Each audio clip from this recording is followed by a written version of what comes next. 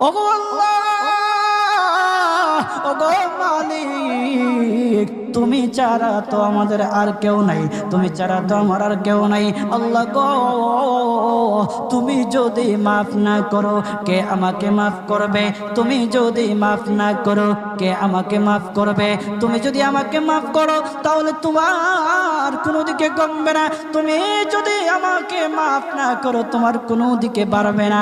আল্লাহ গো, তুমি আমাকে মাফ করে দাও। সারাটা জীবন অন্যায় কাজ করেছি, সারাটা জীবন নাফরমানি করেছি, আমার কাছে কালেমার দাওয়াত কম আসে নাই, আমার কাছে কালেমার দাওয়াত কম আসে নাই, আমাকে লোকেরা কম বোঝায় নাই। ওগো আল্লাহ, তুমি আমাকে মাফ করে দাও।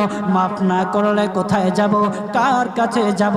বাবা যখন মারে তখন মার কাছে আশ্রয় নেওয়া যায়, মা যখন প্রহার করে তখন বাবার কাছে